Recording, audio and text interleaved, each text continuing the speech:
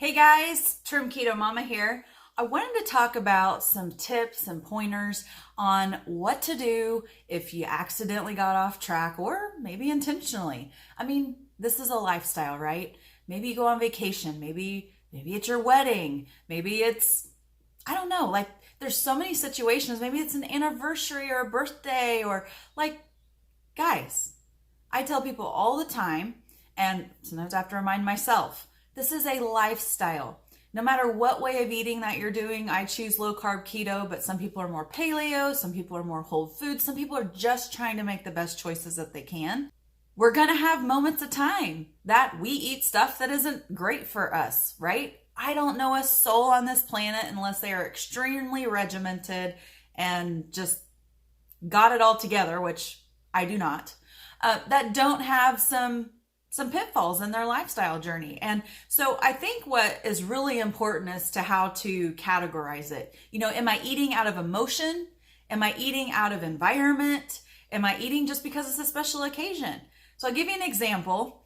I started keto in February of 2016, and our anniversary is in January. So I had been eating keto-ish. I'm usually somewhere between keto and low carb. I just kind of vary it. I had started that in February, and then in January was our anniversary. And my husband and I went out of town, and I didn't know he had ordered something special to come to the room, and it's supposed to be flowers, and it showed up, and it was this amazing spread of dessert. And I had two choices. Obviously, I could say, babe, I've been trying to eat good, I've been doing a really good job, and I don't really want to sabotage it with this. Or I enjoy a couple of pieces of this amazing looking dessert and just make the next decision a good one. I just feel like sometimes we get in our head up here, like that one decision is going to derail our entire lifestyle. And it can if you let it, for sure. Because when you eat sugar, your brain goes, I want more, I want more, I want more. Like it's just a natural release that our brain gives us. Actually, go Google what your brain looks like on narcotics like cocaine and what your brain looks like on sugar. It actually looks identical. So what happens is when you eat sugar, your brain goes, I want more, I want more. So you have a little more cravings. But if you're mentally in control and you categorize this as, I'm not cheating, I'm enjoying this special event with my husband, or with my sister, or with my mom, or whatever the situation is, I'm enjoying it in moderation, and then tomorrow or the next meal, I'm right back on track. If you categorize it, it's not an emotional thing, okay? Now, I will tell you, there's been emotional times that I've had junk I shouldn't have. I was sad, I was happy. Usually it's because I'm sad. I have struggled with mental illness most of my adult life, especially after having 3 kids in 3 years. So what I'll tell you is I sometimes am not always in control of my emotional eating. Sometimes I'm frustrated. Sometimes I'm just stressed out. So, there's just so many situations, and I know I'm not alone in this. So if you're watching this and you're like, holy smokes, that's me. Yeah, I definitely enjoy it on the special occasions, but sometimes it's just the normal nights at home. And I know there's Oreos in the pantry, or I know there's this leftover ice cream from such and such, or maybe you will go in through a drive-through and you get something. How do you recover from an emotional eating, whether it's one thing or a binge or a series of different junk throughout the whole day, or even a whole weekend, or maybe a whole week, and you're like, holy smokes, I need to get a grip on this. How do you do it? Well, what I'll tell you is, for me, this may not work for everybody, but I will tell you in my 3-year journey, there has been plenty of times, and I promise you there's going to be more of these, where I have to say, put the brakes on, Lacey. Why are you eating this way? What feeling are you having right now that's causing you to want to eat this junk? Are you coming up on your monthly? Guys, sorry men if you're listening, but it's not a cop-out. There's legit cravings that come with your cycle every month. So, but be mindful, why am I feeling this way? And if it's 3 to 5 days before my monthly, I know that's why I'm feeling that way, but that's me. So, but if you know how to categorize it, if you know this is why I'm feeling this way, or maybe you have some extra stress in your life right now, maybe you're getting ready to send your oldest off to college and you're having some issues with that as a mom, or I don't know, like there's just all kinds of life things that causes us to be sad or frustrated or even happy. Like we don't have to always reward ourselves with food, but that happens a lot when we're happy or it's a celebration. It always seems to center around food. So what I wanted to get at is just the recovery from a binge, recovery from a special event, recovery from several days or several weeks of not eating good. How do you get your mind back on track? And this is what works for me. I have to remind myself where I started. Guys, I was 274 pounds. My 22 pants would barely button anymore. I was so uncomfortable. I just hated how I looked, but more than how I looked, I hated how I felt. I don't ever want to go back to that. And guys, this winter, I have struggled. I am just so grateful for the sunshine and the warm weather that we've been having, because it does my soul so good. So if you struggle like I do, get out in the sun, take some vitamin D and just some self-care, take a bubble bath, read something, listen to something motivational.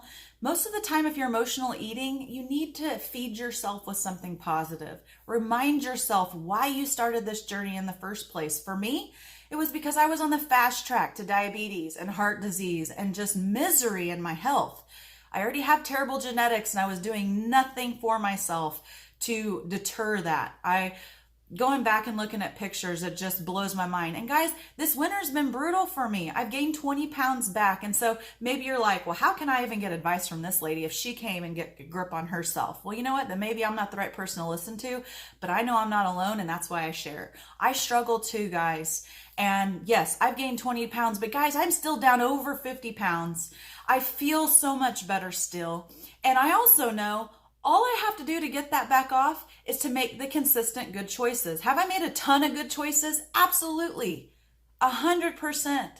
It's just the small little 1 degree shifts that I need to get away from the few things that I've done too consistently that have packed on the weight. I wasn't moving my body enough. I was sitting too much. I think everyone sits more in the winter. I mean, I spent all day outside mowing and taking out trash and cleaning up the yard. And if I could have done that through the winter, I probably wouldn't have gained 20 pounds, right? Like I was sitting too much and just most of my days were good, but there were too many inconsistent days of not good. And I don't even mean eating bad all day. I mean just a couple of bad choices bite-wise. And it's crazy how fast my body in particular can pack on weight. Now that 20 pounds is mostly going to be water weight because I haven't changed in pant sizes at all. But categorize it, because if you get on this mental, and be like, oh my gosh, I can't believe I've gained 20 pounds. Oh, well, forget it. Keep eating. Then guess what? Before I would know it, I would be back to 274 pounds, right? So just make sure you remind yourself, A, where you came from, or if maybe you don't have a journey yet, maybe you're just starting and you already messed it up 2 weeks in or 1 week in. Guys, I messed up my very first keto meal unintentionally. I used regular milk and not almond milk. I didn't know there was 11 grams of sugar in a cup because I didn't look at the label, because I didn't realize how important that was at the time. So what I'm getting at is remind yourself why you started this in the first place. Your why will always anchor you back to the reality of why you're doing this. Why are you sacrificing the sugar, the carbs, the whatever it is that you are like discontinuing in your day? Remind yourself why you're doing that. And then take a breath, give yourself some grace, make the next decision a good one. Even if you messed up breakfast, lunch, eat a healthy dinner. Like, don't wait and be like, I already blew it today, I'll just start fresh tomorrow. No, start fresh right now. Drink a glass of water, start fresh right then. The next meal that you're gonna have, even if it's the last meal of the day and you've totally blown it, start then. Otherwise, you'll be like, well, now I'll wait till Monday because it's Thursday and I've already ate crap all week. I'll just wait and enjoy the weekend and I'll start fresh on Monday. The difference in eating good on Thursday night versus waiting till Monday could be 5 to 10 pounds. I'm not joking, depending on how your body reacts with food. That would be a difference of 5 to 10 pounds for me. Why would I want to wait? I don't want to go back, right? So give yourself some grace, show yourself some self-love. You're worth fighting for every single day, even if you mess it up when you told yourself you wouldn't. We're all human. So with that being said, give yourself some grace, show yourself some love, and make sure you tune in for the next video, which will come in a few days, and make sure you subscribe and share this with your friends that maybe need to hear some of these words. So with that being said, Trim Keto Mama's out. Bye, guys.